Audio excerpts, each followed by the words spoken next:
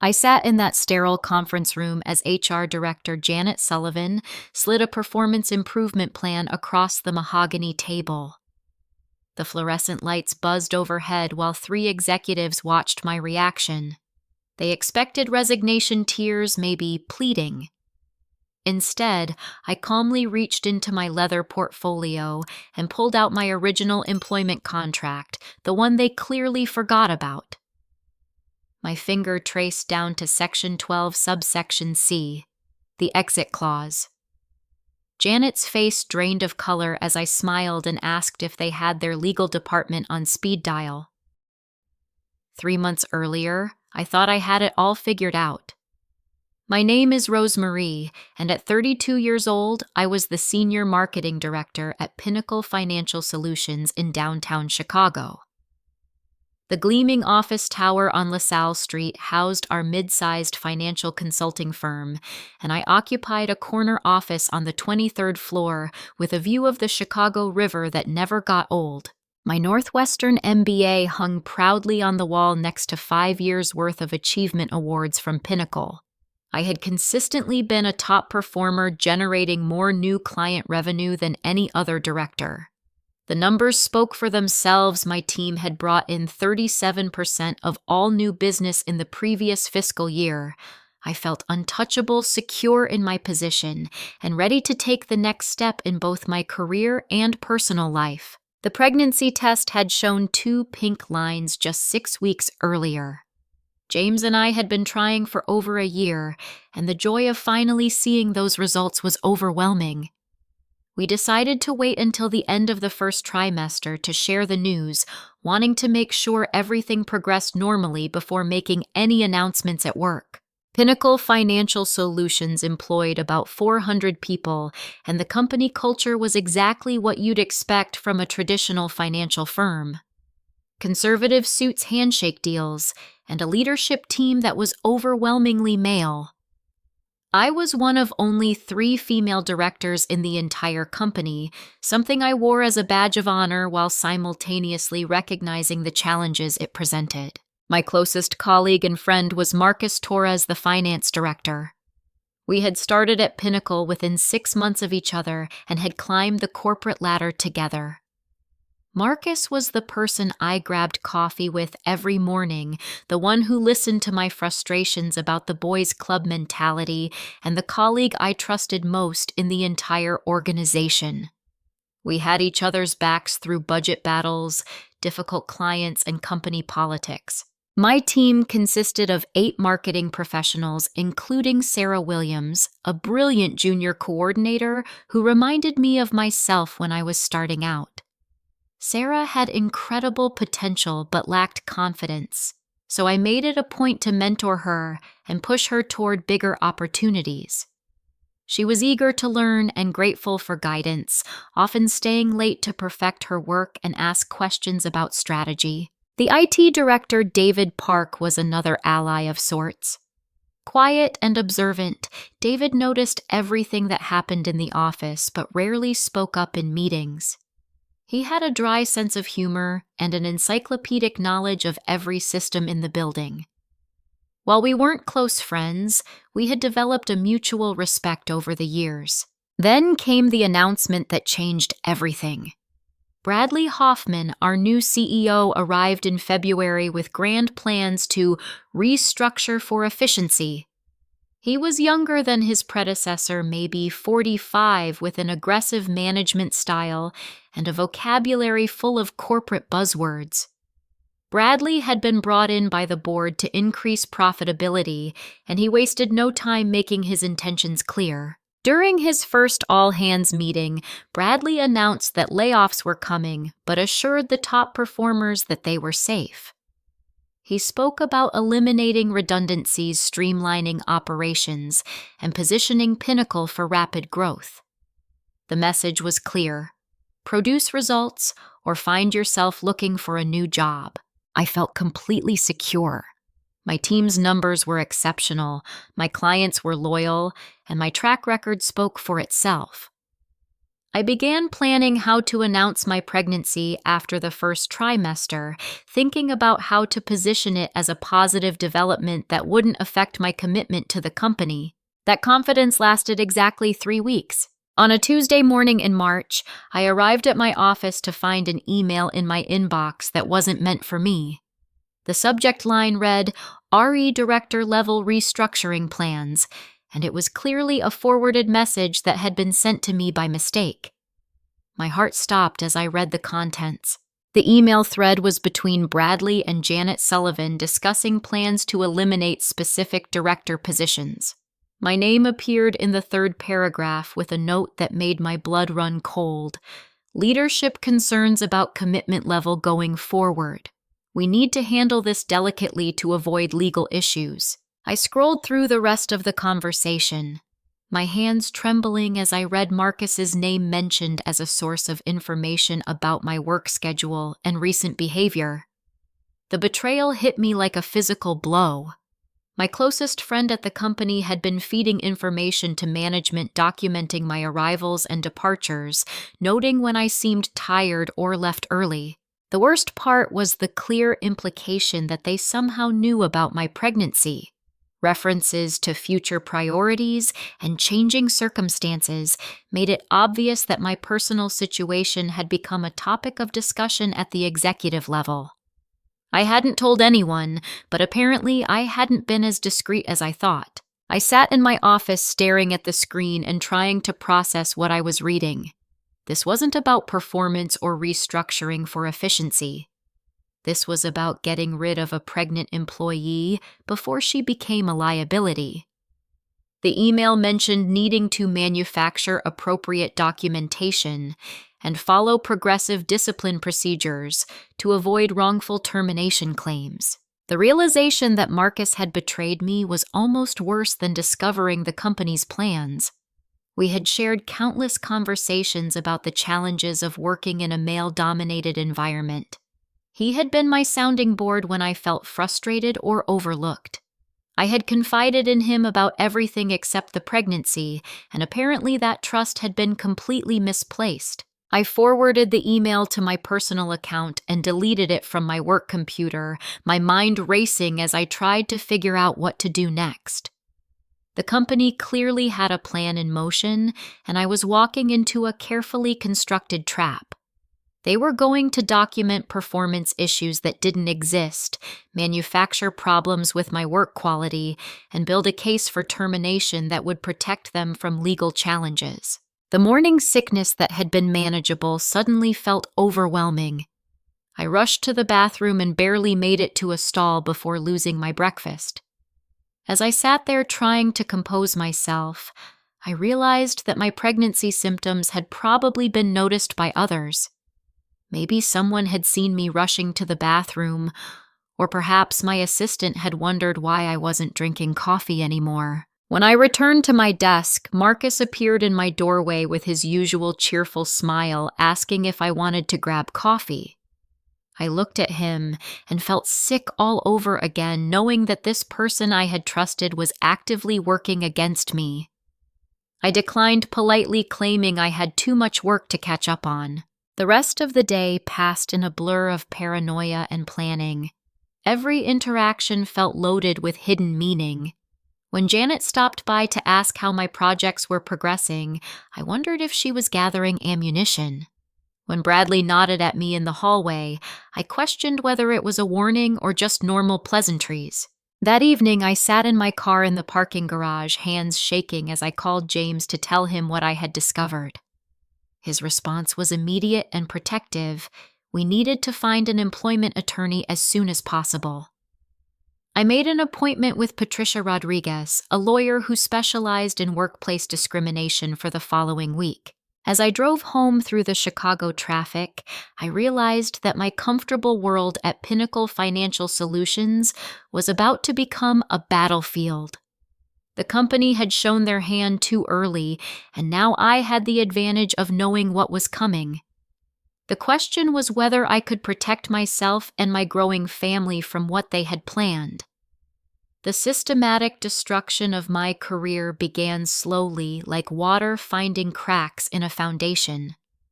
2 months before that PIP meeting, Bradley started implementing what I now recognize as a carefully orchestrated campaign designed to isolate and undermine me. It started with the meetings. Suddenly, I found myself excluded from strategy sessions that I had previously led. The weekly director meetings were mysteriously rescheduled for times when I had standing client appointments.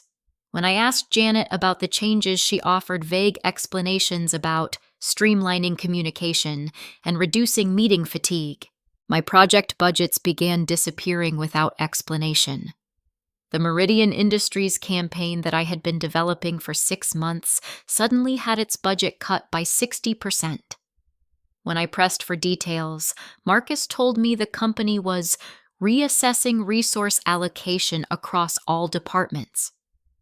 The casual way he delivered this news while avoiding eye contact confirmed my suspicions about his role in the campaign against me. Access to client accounts that I had managed for years was quietly reassigned.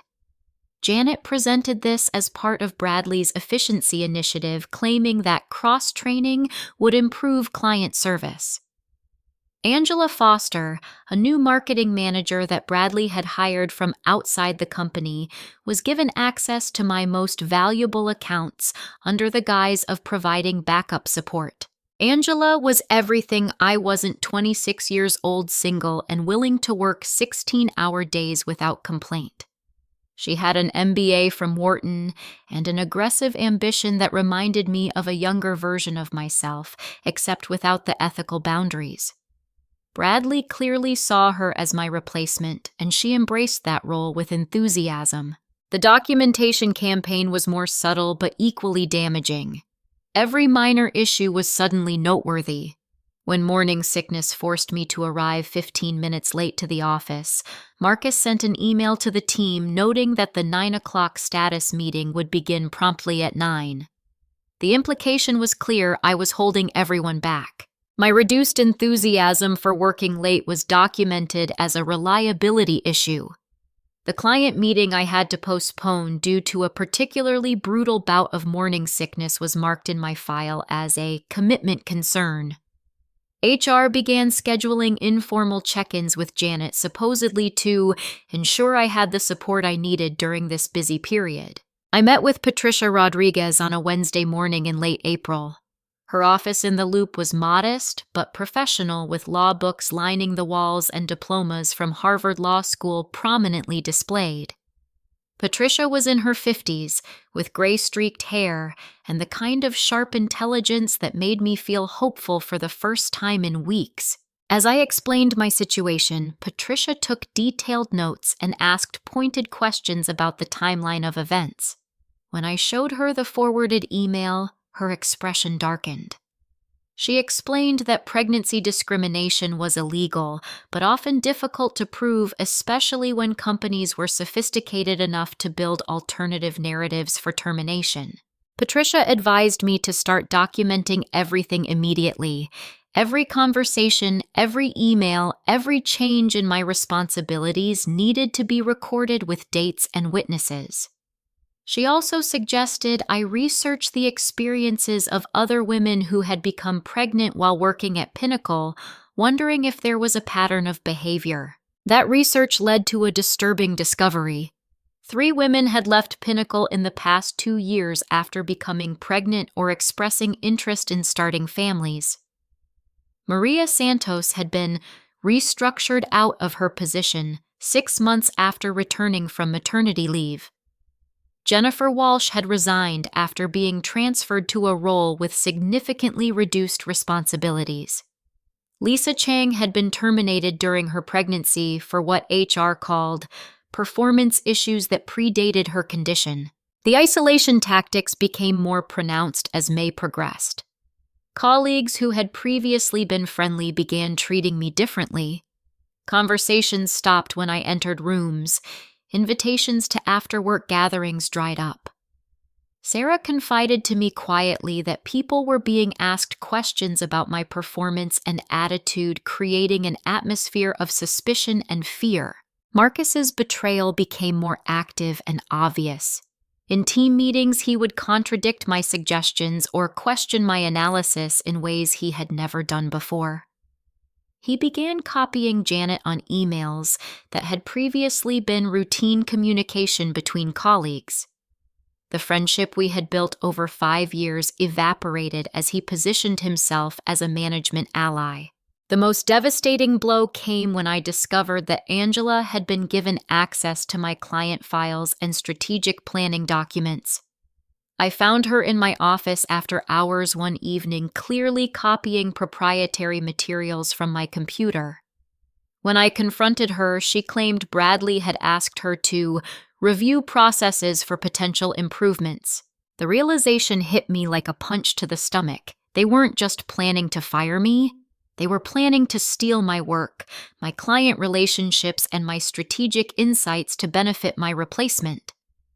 Angela was being positioned not just to take over my responsibilities, but to claim credit for years of relationship building and strategic development.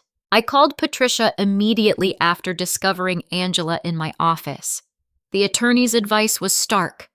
Pinnacle was building a comprehensive case against me while simultaneously preparing Angela to step into my role seamlessly.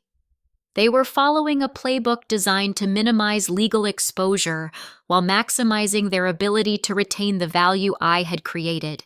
The personal pressure was becoming unbearable. Morning sickness had evolved into all-day nausea that made it difficult to focus on work. James was worried about the stress affecting our pregnancy, but we couldn't afford for me to quit without another job lined up. The health insurance alone was worth $24,000 per year, and we needed that coverage more than ever. Sleep became elusive as my mind raced through scenarios and strategies. I found myself second-guessing every interaction, analyzing every email for hidden meanings, and wondering who among my colleagues could still be trusted. The office that had felt like a second home for 5 years now felt like hostile territory where every step could trigger a landmine. David Park provided an unexpected source of support during this period. He approached me quietly one afternoon, ostensibly to discuss a routine IT issue, but his real message was more significant. In his typically understated way, he mentioned that he had noticed unusual patterns in system access logs and suggested I might want to secure any important personal files. His warning led me to discover that my computer activity was being monitored more closely than standard company policy dictated. Someone was tracking my email searches, document access patterns, and even the websites I visited during breaks. The surveillance was comprehensive and clearly designed to gather intelligence about my activities and communications. The final shock of this period came through an anonymous tip. Someone slipped a note under my office door warning me that the company had seen my correspondence with Patricia Rodriguez. My personal email had been accessed somehow, and they knew I was working with an employment attorney. The note simply said, "They know. Be careful." As June approached, I felt the walls closing in from every direction. The company was systematically dismantling my professional relationships, documenting manufactured performance issues, and preparing my replacement while simultaneously spying on my efforts to protect myself. The pregnancy that should have been a source of joy was becoming a liability that threatened everything James and I had worked to build. But Patricia had taught me something important during our meetings. Knowledge is power and documentation is protection. While Pinnacle was building their case against me, I was building my own case against them. Every discriminatory action they took was being recorded. Every policy violation was being documented, and every illegal surveillance activity was being noted. They thought they were hunting a helpless victim, but they were actually creating evidence for their own downfall. The question was whether I would have the strength to see the battle through to the end. 6 weeks before that PIP meeting, Bradley announced a major presentation opportunity that I should have recognized as the final phase of their trap. The Meridian Industries account review was scheduled for late June, and as their primary relationship manager, I was expected to lead the presentation that would determine whether we retained their $3.2 million annual contract. Under normal circumstances, this would have been a routine assignment. I had been managing the Meridian relationship for 3 years, had developed strong personal connections with their executive team, and understood their business needs better than anyone else at Pinnacle. The presentation should have been a straightforward review of our services and a proposal for the coming year, but nothing about my situation was normal anymore. Bradley assigned Angela as my support team, ostensibly to help manage the workload, but clearly to position her as my potential replacement. Angela threw herself into the preparation with suspicious enthusiasm, asking detailed questions about client history, strategic approaches, and relationship management techniques. The first sign of sabotage came 3 days before the presentation. I arrived at my office Monday morning to find that the presentation files on my computer had been corrupted. 5 weeks of work, including client research, financial projections, and strategic recommendations, had been reduced to unreadable data fragments. When I called David Park for technical support, he arrived within minutes with a grim expression.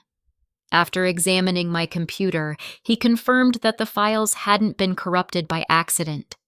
They had been deliberately deleted using administrative privileges, then partially overwritten to prevent recovery. Someone with high-level system access had sabotaged my work. The timing was impossibly convenient. The backup server that should have contained copies of my files was down for scheduled maintenance that hadn't been announced until that morning. It claimed they would need at least 48 hours to restore service, which would be too late for the Meridian presentation. Angela appeared at my door within an hour of my discovery, carrying a professionally bound presentation folder. She explained that she had been working on alternative materials as a contingency plan just in case there were any technical difficulties. Her preparation was too comprehensive and too polished to have been created overnight. The realization hit me with crushing clarity. The entire presentation was a setup. They had planned to sabotage my work, knowing that I would either fail to deliver or be forced to rely on Angela's materials. Either outcome would support their narrative that I was no longer capable of handling major client responsibilities. I spent the next 2 days working around the clock to recreate the presentation from my personal notes memory and whatever fragments I could recover from email attachments and draft documents. James helped me organize materials at home, and I drew on 3 years of Meridian relationship history to rebuild the strategic recommendations from scratch. The night before the presentation, I was still working at 2 a.m, fueled by pregnancy-safe herbal tea and pure determination. The materials I had recreated were actually better than the original's, more focused and strategic, because I had been forced to distill years of experience into essential points. The presentation itself went flawlessly. The Meridian executives were engaged, asked thoughtful questions, and praised the strategic insights I provided. Tom Richardson, their CEO, specifically commented on the depth of understanding I showed for their business challenges and competitive landscape. The chemistry that had built our 3-year relationship was evident throughout the meeting. After 90 minutes of detailed discussion, I felt confident that we had not only retained the account, but strengthened our partnership. The Meridian team thanked me personally for the excellent presentation and promised a decision within 48 hours. Angela, who had barely spoken during the meeting, looked surprised by how well everything had gone. I should have known that success wouldn't be allowed to stand. The following morning, Bradley called an emergency meeting with Janet, Angela, and me. His expression was serious as he explained that Meridian had called with concerns about the presentation. According to Bradley, Tom Richardson had complained about my defensive attitude and dismissive response to alternative approaches. Angela corroborated this account with a detailed written summary that she had somehow prepared overnight. Her report described me as resistant to feedback, territorially protective, and unprofessional in responding to client questions. She claimed that Meridian executives had expressed concerns about my long-term commitment to their account. The accusations were so contrary to what I had experienced during the presentation that I initially assumed there had been some misunderstanding. I offered to call Tom Richardson directly to clarify any communication issues, but Bradley declined, claiming it would be inappropriate to bother the client with internal concerns. Janet nodded sympathetically while explaining that client feedback had to be taken seriously regardless of my intentions. She suggested that my pregnancy might be affecting my professional judgment and making me more sensitive to criticism than usual. The suggestion that my pregnancy was impairing my professional capabilities was infuriating and obviously discriminatory. Over the next few hours, the truth became clear through conversations with David and a few remaining allies in the office. The Meridian executives had been contacted before the presentation and briefed about potential transition issues with their account management. They had been told that Pinnacle was considering personnel changes and asked to provide feedback about any concerns they might have. Angela's materials hadn't been prepared as contingency planning. They had been developed weeks in advance as part of a coordinated effort to replace me on the account. The client had been primed to look for problems with my performance, and Angela had been positioned to step in as the solution. The corruption of my presentation files had been designed to force me into a no-win situation. If I had failed to deliver a presentation, I would have been blamed for letting down our biggest client. Since I succeeded despite the sabotage, they manufactured negative feedback to achieve the same result. The sophisticated nature of the plot was almost impressive in its thoroughness. They had manipulated technology-client relationships and documentation to create a situation where I appeared to be failing regardless of my actual performance. Angela's willingness to participate in the deception showed how far she was willing to go to advance her career. David approached me privately that afternoon to provide the technical evidence of the file deletion. He had discovered that the administrative privileges used to sabotage my work had been accessed through Marcus's login credentials. My former friend hadn't just been providing information to management, he had been actively participating in sabotaging my work. Sarah offered her own piece of the puzzle when she admitted that she had been pressured to report on my activities and attitude. Janet had approached her weeks earlier, asking her to document any signs that I was struggling to keep up with my responsibilities. Sarah had refused to spy on me, which explained why she had seemed distant and uncomfortable recently. The personal toll of these revelations was overwhelming. The pregnancy that should have been a source of joy was being used as a weapon against me. Colleagues I had trusted were actively working to destroy my career. The company I had served loyally for 5 years was treating me as an enemy to be eliminated. That evening, I received a formal written warning about my attitude issues during the Meridian presentation. The document specifically mentioned my resistance to constructive feedback and defensive responses to client concerns. I was required to acknowledge receipt with my signature, but I added a note: signature acknowledges receipt only, not agreement with contents. James found me crying in our kitchen that night, overwhelmed by the injustice and systematic betrayal I was facing. He held me while I explained how thoroughly they had trapped me, how every move I made seemed to play into their hands. The stress was affecting my sleep, my appetite, and my ability to think clearly about our future. But as we talked through the situation, James reminded me of something important. They wouldn't be working this hard to build a case against me unless they were afraid of the consequences of firing me improperly. All of their elaborate schemes suggested that they knew I had legal protections they needed to circumvent. That realization planted a seed of hope that would eventually grow into the strategy that saved my career and exposed their illegal behavior. They were afraid of something, and I needed to figure out exactly what that was. 3 weeks before that PIP meeting, while organizing files for my attorney, I made a discovery that would change everything.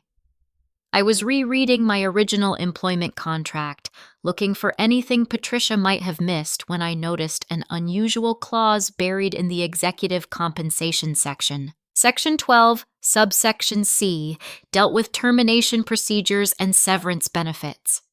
Most of it was standard language about notice periods and final pay calculations. But one paragraph stood out as different from the typical corporate boilerplate I had seen in other contracts.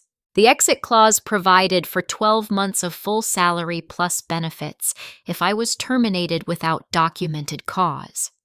The definition of documented cause was very specific.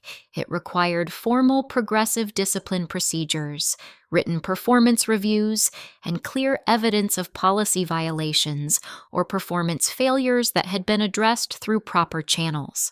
I had to read the clause 3 times before its significance sank in. Pinnacle could terminate me for any reason or no reason at all, but if they wanted to avoid the exit clause, they had to prove documented cause through proper procedures. Everything they were doing suggested they either didn't know about this clause or were trying to build a case that would satisfy its requirements.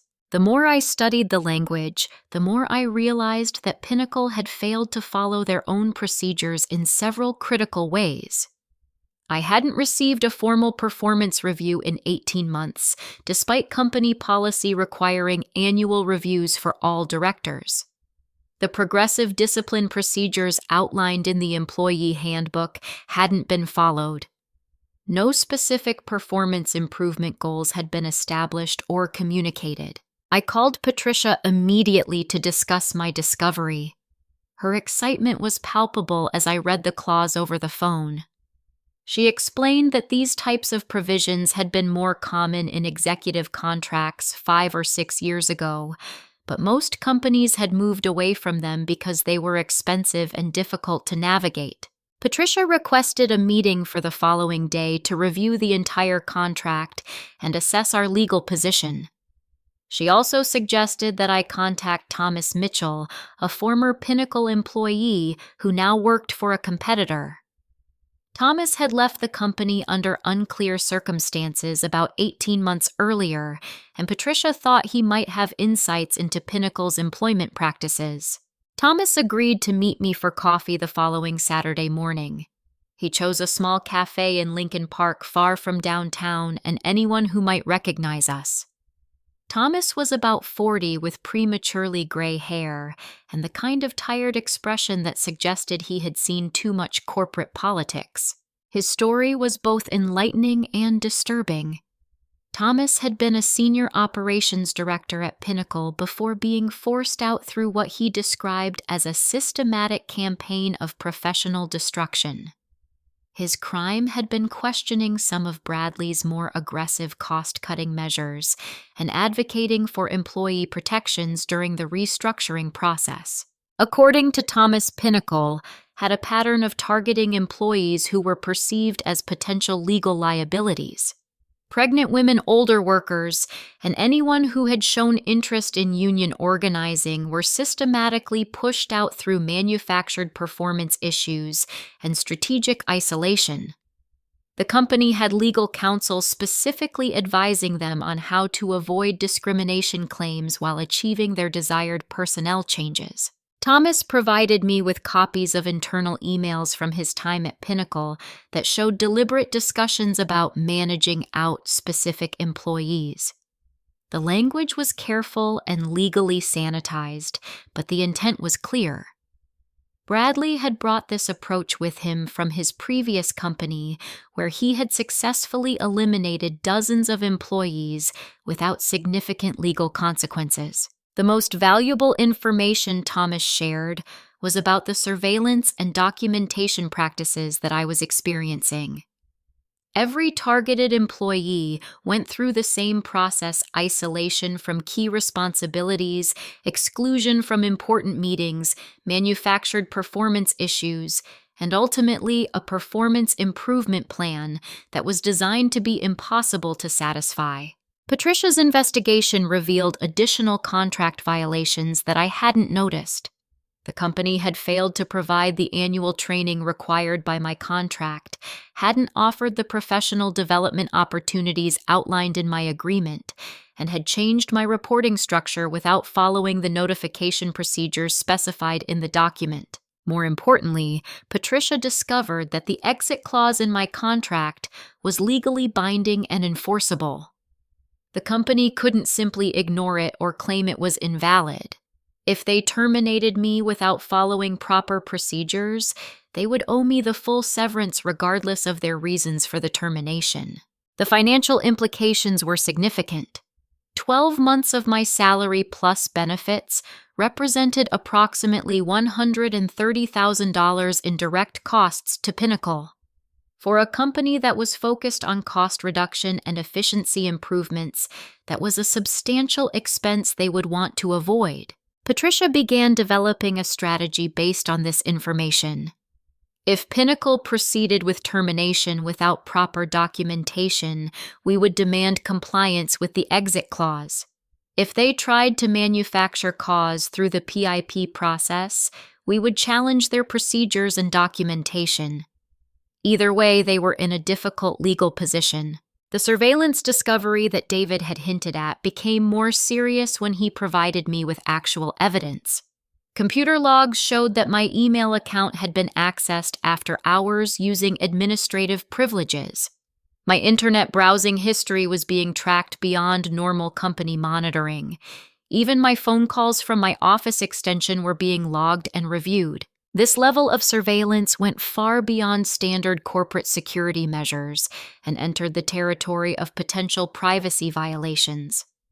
Patricia explained that while companies had broad rights to monitor employee communications on company systems, the extent of surveillance I was experiencing might constitute harassment, especially given the discriminatory context. The pregnancy leak that had concerned me earlier became a focal point of our legal strategy. Someone had clearly informed HR about my condition before I was ready to make that announcement myself. The discriminatory treatment that followed suggested that my pregnancy was the actual motivation for their campaign against me, not the performance issues they were claiming. Patricia asked me to provide a detailed timeline of when my pregnancy symptoms might have been observable and who might have had access to that information. The analysis revealed that only a few people could have known early enough to inform management before their campaign began in earnest. Marcus emerged as the most likely source of the leak. As my closest colleague, he had noticed changes in my behavior and routine that others might have missed. His betrayal wasn't just about providing information to management. He had specifically revealed personal medical information that I hadn't chosen to share. The weekend before my final confrontation with Pinnacle, Patricia and I developed a comprehensive legal strategy. We would use the exit clause as our primary leverage point, but we also had strong grounds for discrimination and harassment claims. The surveillance evidence witness statements from Sarah and David and the pattern of targeting pregnant employees created a compelling case. Patricia explained that our goal wasn't necessarily to go to court, but to make it clear that Pinnacle faced significant legal and financial consequences if they proceeded with their plans.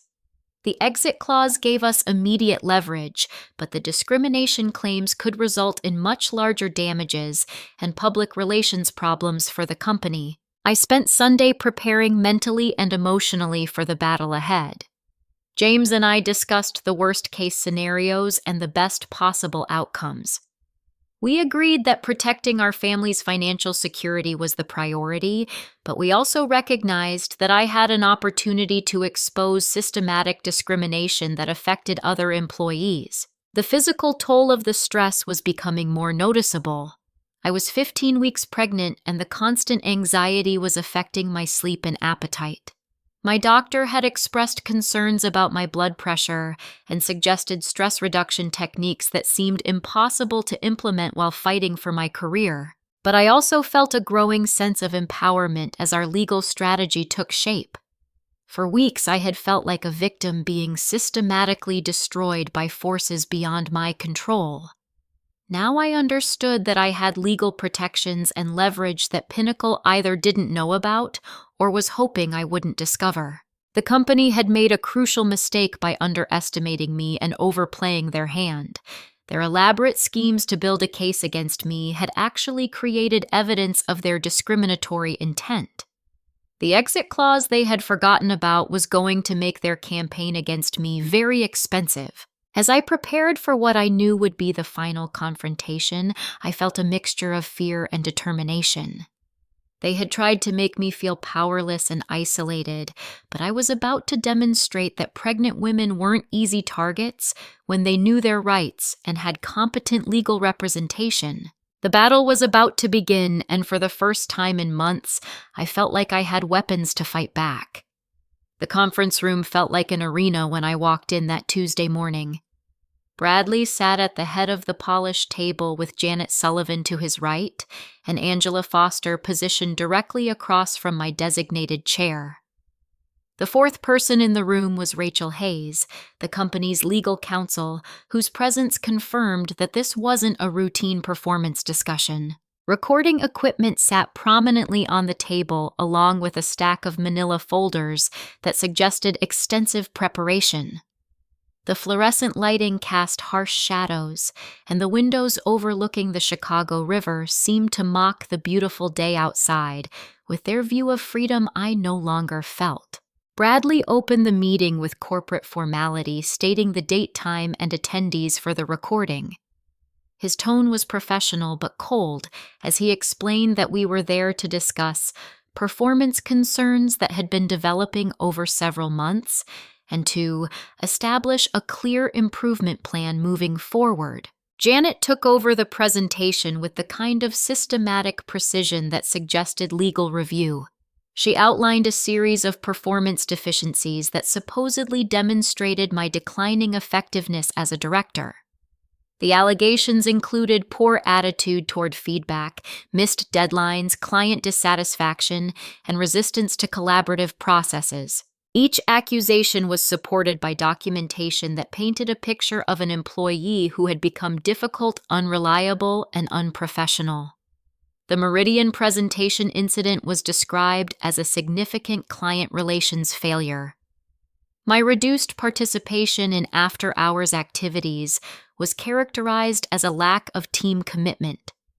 Even my morning sickness-related tardiness was reframed as a pattern of attendance problems. The performance improvement plan itself was a masterpiece of corporate sabotage disguised as employee development.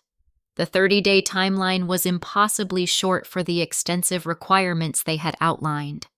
I would need to achieve measurable improvements in client satisfaction, complete additional training modules, demonstrate enhanced collaboration skills, and meet productivity targets that exceeded my previous performance levels. Janet emphasized that failure to meet any aspect of the plan would result in immediate termination for cause.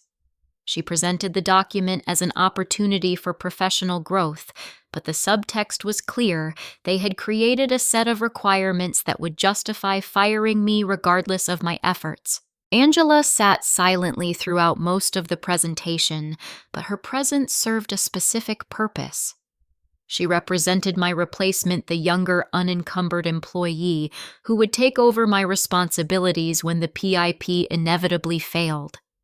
Her occasional nods of agreement with the allegations against me felt like additional betrayals. Rachel Hayes spoke minimally but took extensive notes throughout the discussion.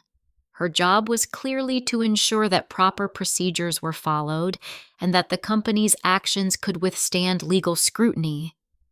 She asked specific questions about my understanding of the requirements and my willingness to commit to the improvement process. When Janet finished her presentation and slid the PIP across the table for my signature, the room fell silent except for the humming of the ventilation system. They expected me to react emotionally to protest the unfairness, or perhaps to resign on the spot rather than face the humiliation of the improvement plan. Instead, I calmly reached into my leather portfolio and withdrew my original employment contract. The movement was deliberate and controlled, designed to project confidence even though my heart was racing with adrenaline and pregnancy hormones. I explained that before signing anything, I wanted to review my contractual obligations and rights. Rachel's expression shifted from bored professionalism to sharp attention as I opened the contract to the section I had memorized over the previous weeks. The exit clause wasn't buried in fine print or hidden among dozens of standard provisions. It was clearly written in Section 12, subsection C, stating that termination without documented cause would trigger severance benefits equal to 12 months of salary plus continuation of health benefits. I read the relevant passage aloud, my voice steady despite the earthquake of emotions I was feeling inside. The definition of documented cause required formal progressive discipline procedures, written performance evaluations, and clear evidence of policy violations or performance failures that had been properly addressed through established company procedures. The silence that followed was deafening. Bradley's confident expression faltered as he glanced toward Rachel, clearly seeking guidance from legal counsel, who was frantically flipping through her own copy of standard employment documents. Rachel requested an immediate recess to review the contract language, her professional composure cracking slightly as she realized the legal implications. Janet attempted to downplay the significance of the clause, suggesting that the PIP process itself constituted proper documentation of performance issues. I remained calm and professional, explaining that I wanted to fully understand my rights before signing any documents. The power dynamic in the room had shifted completely. They had expected to present me with a fait accompli, but instead found themselves confronting an expensive legal obligation they had forgotten about. Angela's reaction was particularly telling. She had clearly been promised my position and responsibilities, but now faced the possibility that the company might not be able to afford the termination they had planned. Her investment in my downfall was suddenly looking less certain to pay dividends.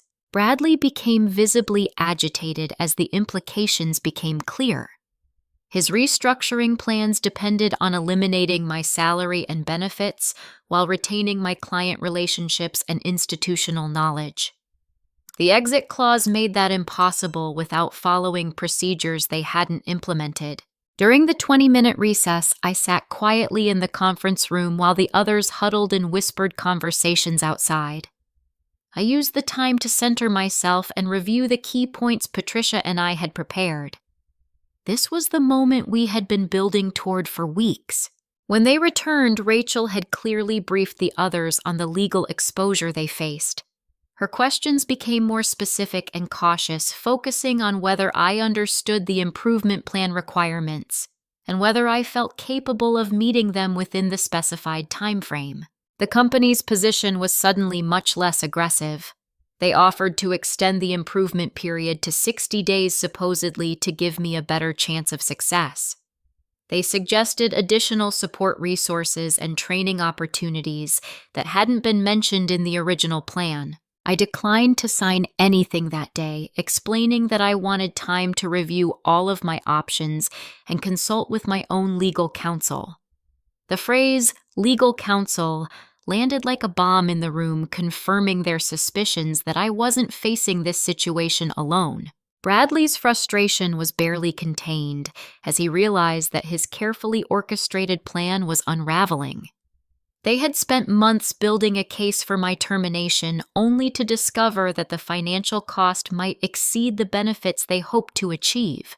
Janet attempted damage control by offering standard severance packages that would resolve the situation amicably. 2 weeks of salary plus continued health insurance for 60 days was presented as a generous offer that would allow me to transition to a new opportunity without the stress of the improvement plan. The offer was insulting compared to my contractual rights, and I politely declined while indicating that I would consider all of my options carefully. I gathered my materials and stood to leave, maintaining professional demeanor while internally celebrating the legal advantage I had discovered. As I walked back to my office, I realized that the balance of power had fundamentally shifted. For months, I had felt like prey being stalked by predators. Now I understood that I held leverage they had forgotten about, and their elaborate schemes to eliminate me were going to be much more expensive than they had anticipated. The PIP meeting had been designed as the final trap in their campaign against me, but it had instead become the moment when they realized they were the ones who had been trapped. The exit clause that had seemed like routine contract language 5 years earlier was about to become the foundation of my legal victory. They had 48 hours to respond to my position, and I had 48 hours to prepare for their inevitable counterattack. The real battle was just beginning, but for the first time in months, I felt like I was fighting from a position of strength rather than desperately trying to survive. The 48 hours following the PIP meeting unleashed a corporate response that bordered on panic. Pinnacle Financial Solutions had built their entire strategy around my assumption that I would accept their narrative and comply with their demands. My discovery of the exit clause had fundamentally altered the equation, and their reaction revealed just how much they had invested in getting rid of me quietly and cheaply. The first sign of their desperation came through Sarah Williams. On Wednesday morning, she approached my office with obvious distress, explaining that she had been called into an emergency meeting with Janet and asked to provide a written statement about my performance and attitude over the previous 6 months. Sarah was visibly shaken as she described the pressure tactics they had used. Janet hadn't simply asked for her observations. She had provided specific examples of concerning behavior and asked Sarah to confirm whether she had witnessed these incidents. The examples were either completely fabricated or twisted versions of normal workplace interactions. They wanted Sarah to state that I had been frequently late to meetings, dismissive of junior employees' contributions and resistant to new ideas.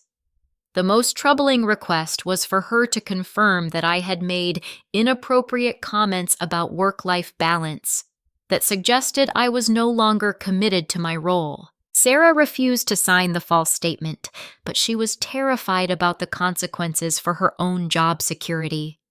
She had been told that supporting the company during this difficult transition was important for her career advancement, while failing to provide honest feedback could affect her performance evaluation. Similar pressure was being applied to other employees who had worked closely with me. David Park was asked to provide technical documentation about my computer usage, email patterns, and productivity metrics. Marcus was requested to expand his previous reports about my work schedule and attitude into a formal written assessment. The campaign extended beyond internal employees to our client relationships. Angela began reaching out to my key accounts ostensibly to introduce herself as additional support, but clearly positioning herself as my replacement. She used carefully crafted language that suggested I might not be available for their accounts much longer due to changing priorities. Bradley personally contacted 3 of my major clients to inquire about their satisfaction with Pinnacle's service delivery. He used language that suggested he was investigating concerns that had been brought to his attention, implying that there were problems with my performance that needed to be addressed. The most shocking escalation came when Patricia received a letter from Pinnacle's external law firm Morrison & Associates. The letter accused me of violating my confidentiality agreement by discussing internal company matters with outside counsel. They threatened to sue me for theft of proprietary information and breach of contract if I continued to interfere with normal business operations. Patricia immediately recognized the letter as an intimidation tactic designed to frighten me into abandoning my legal position. The threats were legally groundless since I had every right to seek legal counsel about my employment situation, but they demonstrated how far Pinnacle was willing to go to avoid honoring my contract. The surveillance activities that David had previously hinted at became more aggressive and obvious. My computer access was restricted for security updates that never seemed to be completed. Email delays suggested that my communications were being intercepted and reviewed before delivery. Even my office phone seemed to experience unusual delays and connection issues. Thomas Mitchell contacted me Wednesday evening with urgent information. His sources inside Pinnacle had informed him that Bradley was considering claiming that my pregnancy made me unable to fulfill my job responsibilities, which would constitute voluntary abandonment of my position rather than termination for cause. This approach would allow them to avoid both the exit clause and potential discrimination claims by arguing that I had effectively quit by becoming unable to perform essential job functions. The strategy was legally risky, but demonstrated their willingness to make increasingly desperate arguments to avoid paying my severance. Patricia immediately filed a formal complaint with the Equal Employment Opportunity Commission, documenting the pattern of pregnancy discrimination and creating an official record of our claims. The EEOC filing also provided additional legal protections that would make it more difficult for Pinnacle to retaliate against me. The response to the EEOC complaint was swift and revealing. Rachel Hayes contacted Patricia within hours, claiming that the company was surprised and disappointed by our allegations and insisting that any employment issues were based solely on legitimate performance concerns. Rachel's call was particularly interesting because she seemed genuinely concerned about the strength of our position. She asked specific questions about our evidence and seemed surprised by the comprehensiveness of our documentation.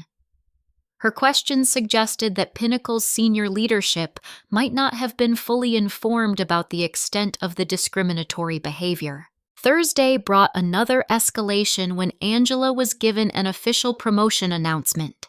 She was named as the new senior marketing director, effective immediately with responsibility for all of my previous accounts and projects. The announcement was clearly designed to signal that my position no longer existed, making my return impossible, even if I successfully completed the PIP. The promotion announcement included quotes from Bradley about Angela's fresh perspective and innovative approach to client relationship management. The implication was clear: they were replacing my experience and institutional knowledge with youth and enthusiasm, regardless of the legal consequences. David provided me with the most damaging evidence yet when he discovered email communications between Bradley and the external law firm that had threatened me. The emails showed deliberate coordination between Pinnacle's leadership and their attorneys to develop strategies for avoiding the exit clause while minimizing discrimination liability. One email specifically discussed the possibility of manufacturing post hoc justifications for my termination that would satisfy the documented cause requirements. Another message outlined plans to isolate the employee from support systems and create conditions that encourage resignation. The emails were smoking gun evidence of discriminatory intent and bad faith negotiations. Patricia immediately incorporated this evidence into our EEOC complaint and began preparing for the possibility of federal investigation into Pinnacle's employment practices. Marcus finally approached me Thursday afternoon, clearly struggling with guilt about his role in the campaign against me. He didn't apologize directly, but he provided crucial information about the timeline and coordination of their efforts against me. According to Marcus, the plan to eliminate my position had been discussed weeks before I accidentally received that first email. Bradley had specifically mentioned wanting to clean house of employees who might not be fully committed to his aggressive growth strategy. Pregnant employees and anyone approaching 40 were considered potential liabilities. Marcus also confirmed that my pregnancy had been discovered through surveillance of my medical insurance claims. HR had noticed claims related to obstetric care and had informed Bradley before I was ready to make any announcements. This revelation provided clear evidence that my pregnancy was the catalyst for their campaign, not the performance issues they had manufactured afterward. Friday morning brought the final confirmation that Pinnacle was panicking about their legal exposure. Rachel Hayes called Patricia directly to request an emergency settlement conference. She claimed that the company wanted to resolve any misunderstandings without the expense and disruption of extended legal proceedings. The settlement offer was significantly improved from their initial proposal. 6 months of salary, continued health benefits for the same period, and a positive reference letter. They also offered to remove any negative documentation from my personnel file and to provide neutral references for future employment opportunities. While the offer was better than their original insulting proposal, it was still far short of my contractual rights and didn't address the discrimination claims. Patricia advised that we should attend the settlement conference but be prepared to reject inadequate offers and proceed with formal legal action. The week had demonstrated that Pinnacle's leadership was sophisticated enough to coordinate systematic discrimination, but not smart enough to anticipate the legal consequences. Their desperate attempts to build a retroactive case for my termination had actually created additional evidence of discriminatory intent. As I prepared for what would likely be the final confrontation, I felt a mixture of exhaustion and empowerment. The stress of the week had been enormous, affecting both my pregnancy and my family life. But I also recognized that I was in a position to expose systematic discrimination that affected multiple employees and to hold a major corporation accountable for illegal behavior. The settlement conference would determine whether Pinnacle was willing to accept responsibility for their actions or whether we would need to pursue formal litigation. Either way, I was no longer the helpless victim they had assumed I would be.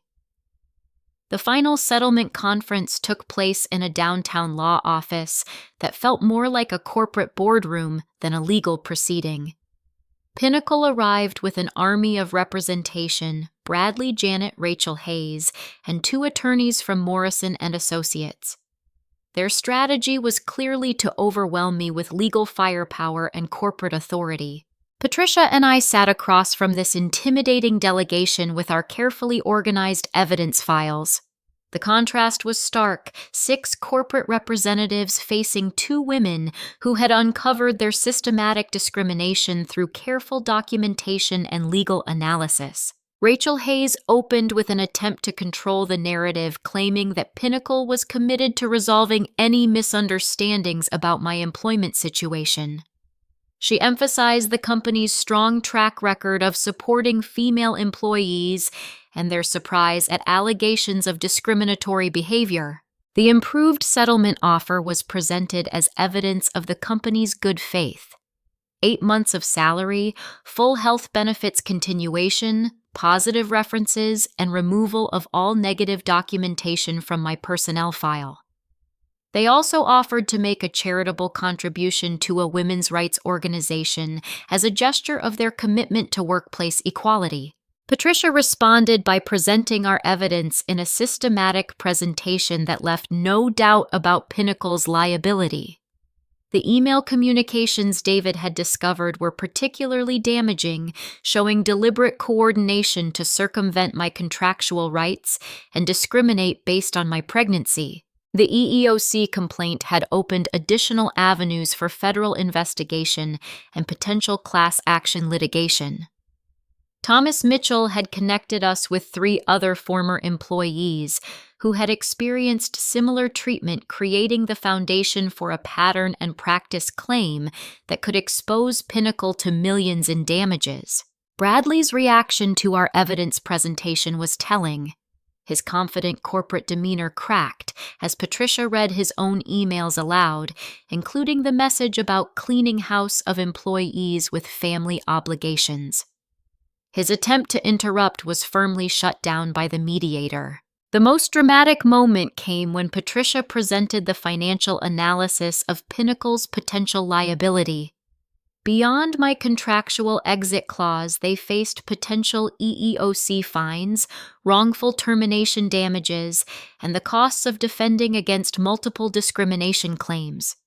The total exposure exceeded $2 million. Angela's promotion and assumption of my responsibilities actually strengthened our case by demonstrating that my position hadn't been eliminated for legitimate business reasons. The company had simply transferred my duties to a younger, non-pregnant employee while manufacturing justifications for my termination. The turning point came when Patricia introduced evidence of Pinnacle's surveillance activities that extended beyond normal corporate monitoring. The invasion of my medical privacy through insurance claim monitoring was potentially criminal behavior that could trigger state and federal investigations.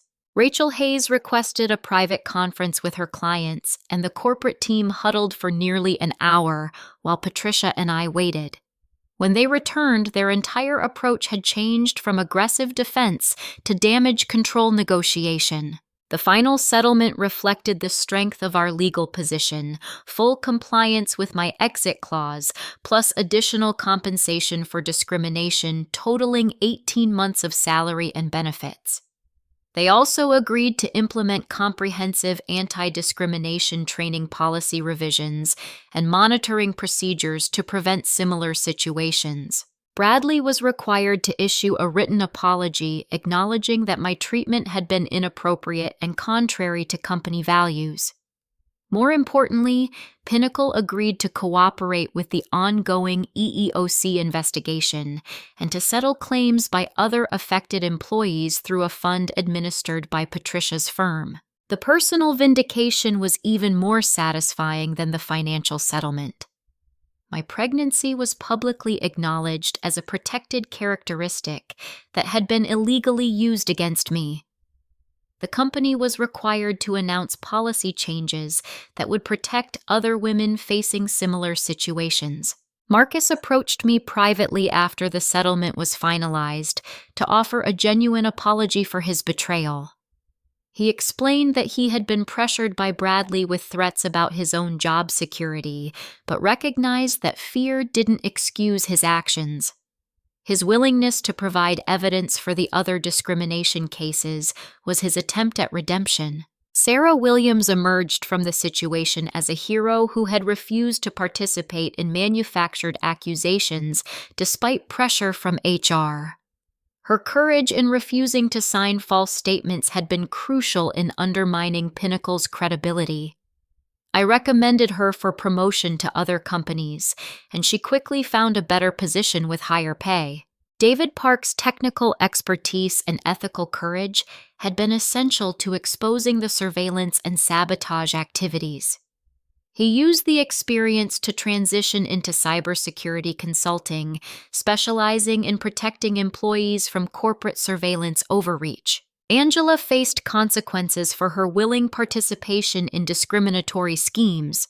While she kept the marketing manager position, her promotion to my former role was rescinded, and her reputation in the industry was damaged by revelations about her conduct.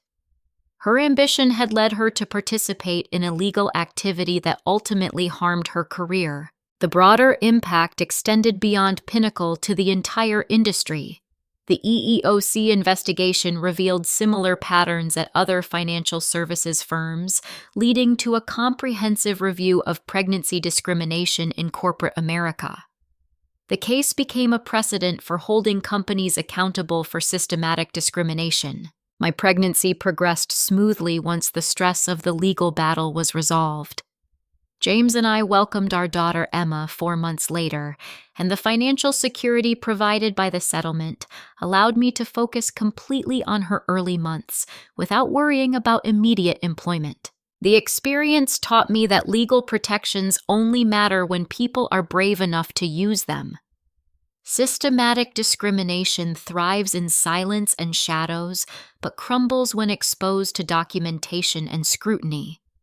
My individual courage to fight back had created ripple effects that benefited many other employees. 6 months after Emma's birth, I launched an independent consulting firm specializing in workplace equity and discrimination prevention. The irony wasn't lost on me that Pinnacle's attempt to eliminate me had actually created the foundation for a more meaningful and impactful career. My first client was a competitor of Pinnacle who wanted to ensure their own policies and procedures could withstand legal scrutiny. The reputation I had built by successfully challenging discrimination made me a sought-after expert in creating truly inclusive workplace environments. The settlement money was invested partly in my consulting business, but primarily in a legal aid fund that helps other women facing workplace discrimination. Patricia Rodriguez administers the fund, providing representation to employees who cannot afford to fight corporate retaliation on their own. Emma is now 2 years old, and she's already showing signs of the determination that helped me survive Pinnacle's attempts to destroy my career. James jokes that she inherited her mother's refusal to accept unfair treatment, a trait I hope will serve her well throughout her life. The conference room where they tried to intimidate me into signing that performance improvement plan has been renovated since I left Pinnacle. But the lesson from that confrontation remains knowledge of your rights, careful documentation of violations, and the courage to fight back can overcome even sophisticated discrimination schemes. I still drive past the Pinnacle building sometimes when I'm in downtown Chicago for meetings. The company survived the scandal and continues operating, but with new leadership and policies that actually protect employees rather than targeting them. The culture change was expensive and embarrassing, but ultimately beneficial for everyone who works there. The exit clause that saved my career was a reminder that contracts matter and that employers sometimes forget about the obligations they've undertaken. My advice to any employee facing discrimination is to review their agreements carefully and never assume that companies will voluntarily honor protections they hope you won't discover. Looking back, the most important lesson from my experience is that fighting back against injustice isn't just about protecting yourself. Every person who stands up to discrimination makes it easier for the next person to do the same. Corporate bullies rely on isolation and fear, but they can't withstand organized resistance and legal accountability. The phone call from Janet Sullivan last month was the final confirmation that justice had been served. She was reaching out to ask if I would consider returning to Pinnacle in a senior consulting role, helping them implement the diversity and inclusion programs that resulted from our settlement. I politely declined, but I appreciated the recognition that my expertise was valuable enough to overcome their previous attempts to destroy my career. Today, Emma and I are building the life that Pinnacle tried to take away from us. Every client who hires my consulting firm benefits from lessons learned during those difficult months when I felt powerless, but discovered I wasn't. Every woman who receives legal aid through our fund gets a chance to fight back against discrimination with the support I wish I'd had from the beginning. The story of my battle with Pinnacle Financial Solutions has become part of employment law textbooks and diversity training programs across the country. But for me, the most important outcome is the simple truth that standing up for what's right can create positive change that extends far beyond your own situation. Have you ever found yourself in a workplace situation where you felt powerless, but discovered you had more leverage than you realized? Sometimes the tools we need to protect ourselves are hidden in plain sight, waiting for us to be brave enough to use them. I'd love to hear your stories about standing up for your rights or supporting others who faced similar challenges. Thank you for listening to my story about turning a corporate attempt at discrimination into an opportunity for justice and positive change. I hope it inspires you to review your own rights document, Unfair Treatment, and never underestimate the power of one person willing to fight back against systematic injustice. Remember to like this video if it resonated with you. Subscribe for more stories about overcoming workplace challenges. Share it with anyone who might benefit from learning about employment rights, and comment below with your own experiences or questions about navigating difficult workplace situations. Until next time, keep fighting for what's right, and never let anyone convince you that you're powerless when you're actually protected by laws that only work when we're brave enough to use them.